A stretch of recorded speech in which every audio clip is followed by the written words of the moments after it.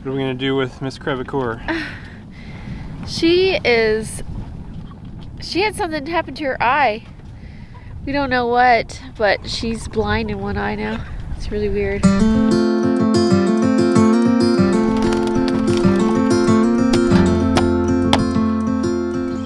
to go feed the pigs?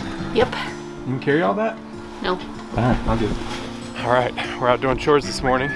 We're gonna start off with the pigs, the chickens, get around all the animals and see how they're doing. Some food scraps. And time to let Barbie and Oreo out.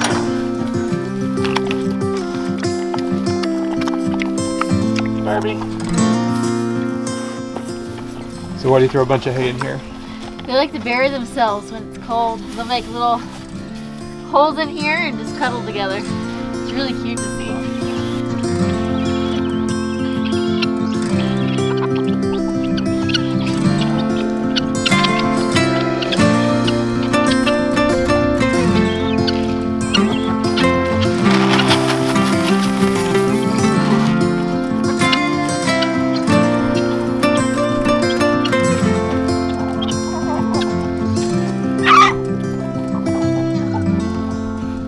We got the main flock, chickens, fed and watered. So every day we come into the emu yard, always hoping to find some eggs. We've started to see a little bit of breeding tendencies. Haven't seen full-on breeding from Bamboo and Peekaboo, but we're always hopeful that maybe we'll come out and see an egg. Bamboo, you hiding any eggs in here? You hiding any eggs? So we've got about another month or two probably that we could get eggs from these guys. They only lay in the winter, so if they don't lay in the next month or two, then we'll have to wait till next winter. You see him acting differently around you? Yeah, he's always puffing up his feathers. He's really following us too. Really paying attention, huh? So we're coming over here to all of our chicken tractors. We've got our bantam chicken flock, all of our small chickens. We've got our peafowl right there, Blue and Bell.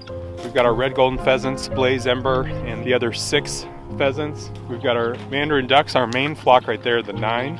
And then we've got their offspring, the 5 males that hatched earlier last year. And then we have our gickens, or our lavender guineas over here. So every morning we've got to come in here, change out their food and water, and the chickens get the free range, so they have an automatic door that lets them out, and so they run around, but everybody else we keep enclosed until we get the aviary completed. How's her eye doing? Weird? It's like yellowish color. Do you know what happened to it? Look at her feet though. Are they bad? Scaly? What are we gonna do with Miss Crevecoeur? She had something happen to her eye. We don't know what, but she's blind in one eye now. But she has some crazy looking feet. She's got those scaly mites. So we're gonna put some Vaseline on her legs, get her all cleaned up.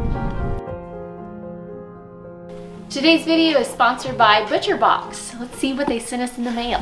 Come on, you can do it.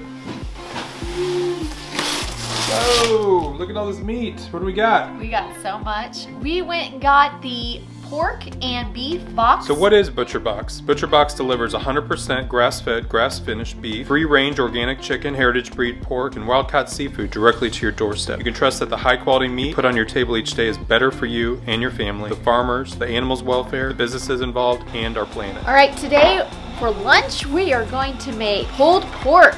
It is in a package, has barbecue sauce on it, and it's gonna be quick and easy for lunch. So all of this right here is part of the game day pack that's going on between now and February 7th. If you order using our link down in our description, you'll actually get the St. Louis ribs, pulled pork, and a pack of bacon, all for free if you order with our link down in the description. You eating your pork? Take a bite. Is that yummy? How'd you get ranch up on your forehead? I like it. Hey, big thumbs up from your fixed thumb. It was very yummy. Let's get back to work. And one of the last chores we'll do every day is to go out to milk the cow. Good morning, Dolly. Before we bring Dolly in, we'll make sure that all the pipes are unfrozen so that everything goes smoothly when we start to milk.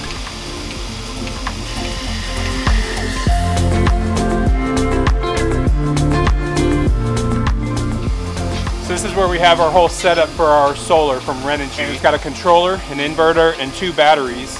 And while the batteries have maintained good charge, the power, we want to stay above 12 volts when this milk machine is operating. If it drops below 12, it'll start to beep like a warning.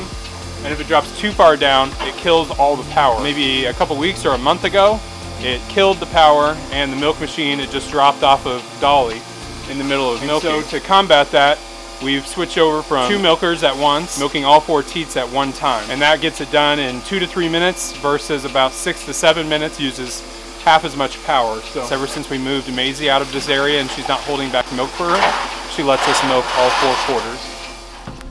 Maisie's house has actually been doing really well. It actually moved maybe about a week ago. It was really windy again. Not quite as bad as the night that it blew. It moved maybe 6 inches to a foot, but those anchors that we have in the ground, they kept it all sturdy and didn't move it at all. So it didn't have a chance to flip again, but I'm still a little nervous since it did move, but I'm gonna find a few more anchors to continue to strengthen its weight down. Hey, Joey.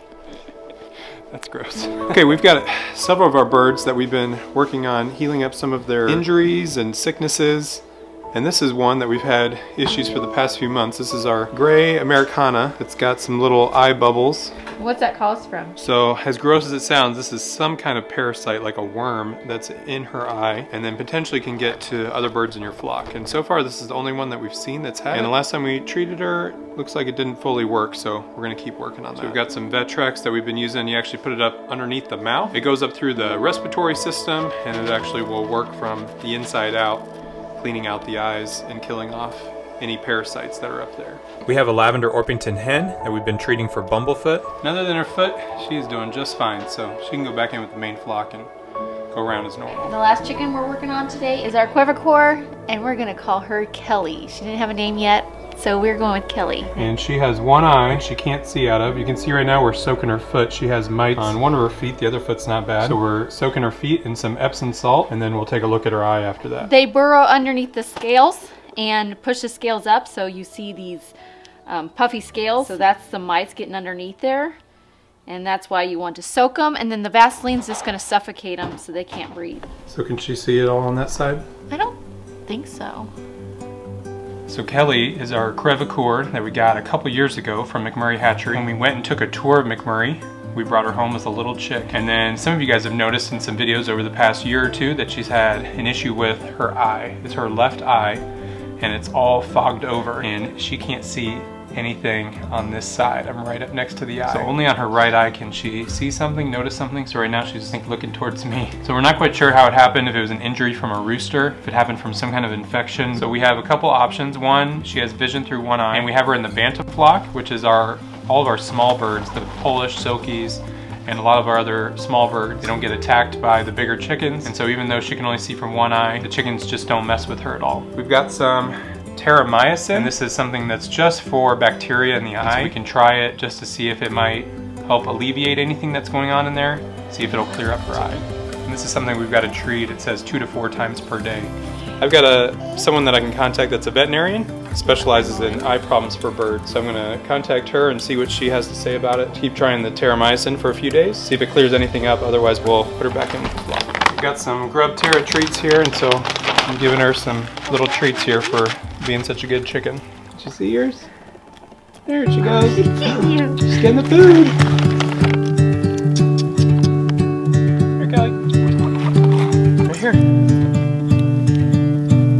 Right now we have Kelly in an outside area. It's enclosed in, so she can walk around. She can get water back there, some food there, and snacks here on the ground. And then tonight we'll put her inside a cage for the night, so we can keep her safe from predators, and we can keep admitting the terramycin to her eye. Check on her tomorrow.